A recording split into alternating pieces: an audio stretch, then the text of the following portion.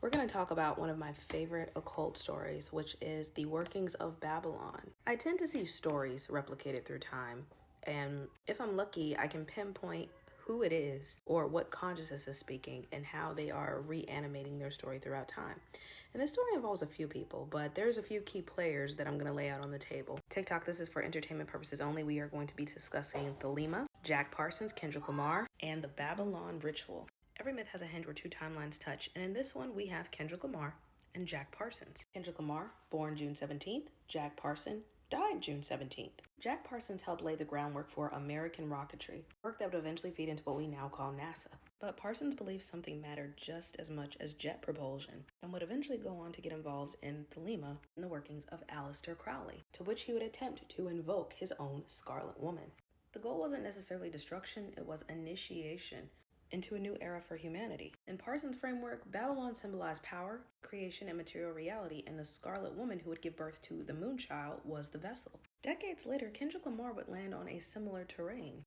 In one of his early songs on the album Section 80, he has a song called Rigor Mortis. And the line says, "I wrapped him and made him of Casper, I captured the likes of NASA." I also found a really funny lyric from his song Institutionalized, where someone on Reddit said they thought he said NASA, but he said massa.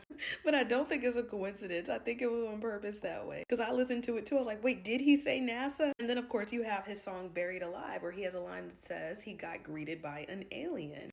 Now, just to bring the story together, Jack Parsons died in a home laboratory explosion. A lot of people felt it was shady the way that he passed away or died because his last words were, "I'm not finished." And if he was still working with Thelema trying to initiate the Scarlet Woman or the Moonchild, he did not close his ritual in terms of magic. Now, if you're not so sure that someone like Kendrick Lamar could never be involved in magic, I want you to remember who put Kendrick on for the Super Bowl this year.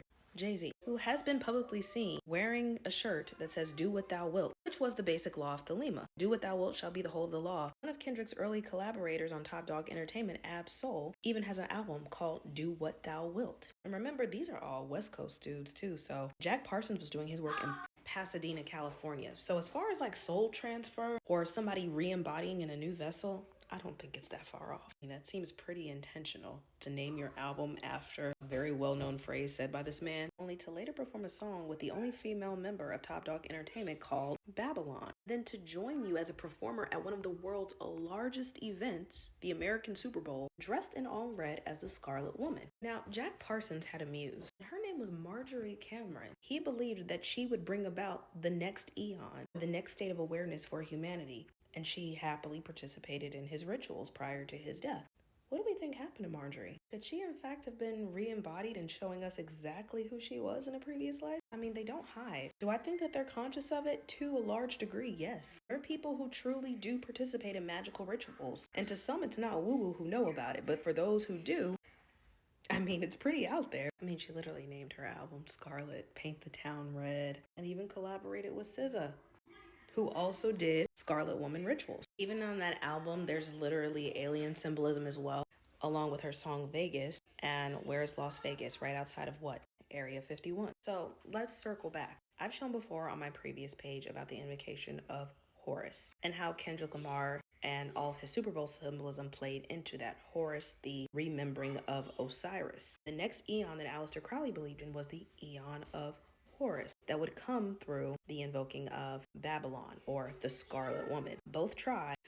I might say both failed, but I guess that all depends if SZA produces the Moonchild, which I doubt she will. But I do think it is one of the most interesting stories of our time. Even the book of Revelation talks about the whore of Babylon, the woman who rides the beast, who will basically be the bringer of the end times. It's just kind of funny to watch them do the symbolism. And who is needed to perform the ritual? The priest kings, those who know the script. And what is the script? Casting, spelling, invoking. I mean, even Jack Parsons did a ritual for like 11 days. So if you enjoy content like this, be sure to like, follow, subscribe. You guys know the drill. And for TikTok, this is for entertainment purposes only. There's no accusation here. This is for pure fun and enjoyment, not actual fact, even though a lot of these facts are searchable.